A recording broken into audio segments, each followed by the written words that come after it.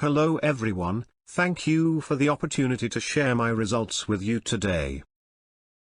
I would like to introduce to your attention my project about development of partnership methodology in teaching of internationally trained students and professionals and its reflexive tools.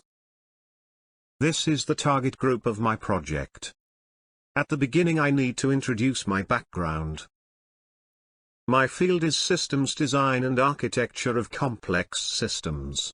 As you can see, most of my courses I have taught last years are related to engineering of information systems. The navigation map and logic of my project you can see on the slide.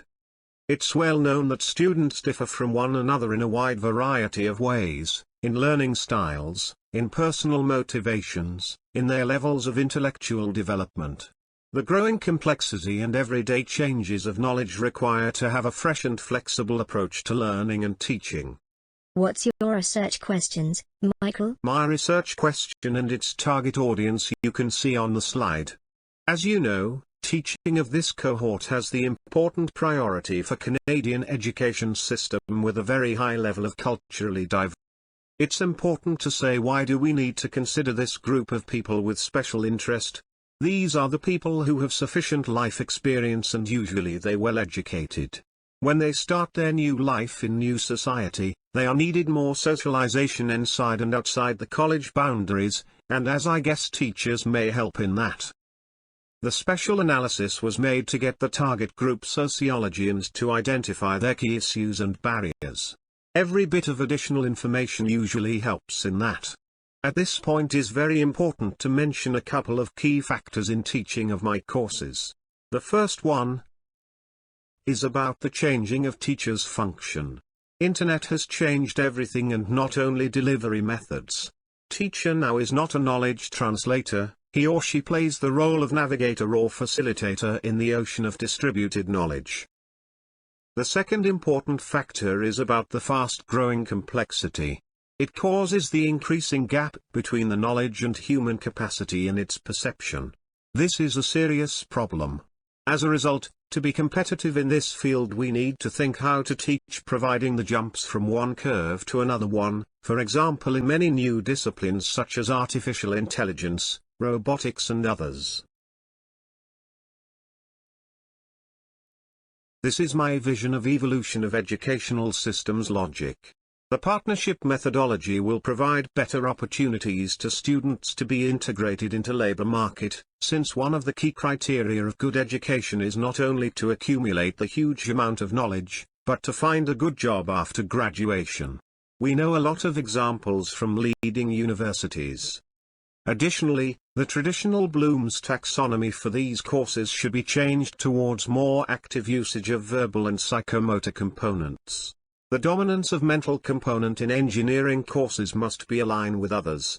It will help in students' deeper involvement. In my project the conceptual model of teacher's toolkit is created based on constructivism approach. Toolkit is important for standardization of IT resources, active class involvement in debates. It helps to organize classes with higher quality, since it provides more flexibility in content modification, and provides to students an appropriate level of individual adaptability. In the practical section of my project, it was discussed two reflexive methods. Can you please explain? The first method is based on Johari's Windows application. Each team member will assess themselves and then each other. As a result, everyone will understand more about themselves and how others perceive them as well. The goal of this activity is to facilitate a discussion on each team member's strengths and blind spots, and how a team can better work together. Johari's Windows is a very useful tool for improving self-awareness, and mutual understanding between individuals within a group. The analysis of Johari's Windows individual dynamic helps in team development. The second method uses Timothy Leary's circumplex as the taxonomy of interpersonal and personal traits and behaviors. It helps in individual and team diagnostics especially for the people affected by cognitive biases. And it helps to identify many hidden factors and to predict conflicts as a result. A very interesting conclusions can be done based on analysis of the following interrelations, such as, what I am versus what I would like to be. Or what is my partner versus my ideal partner versus what I am in the opinion of a partner. Their interpretation helps to create the vectors of self-improvements and team development.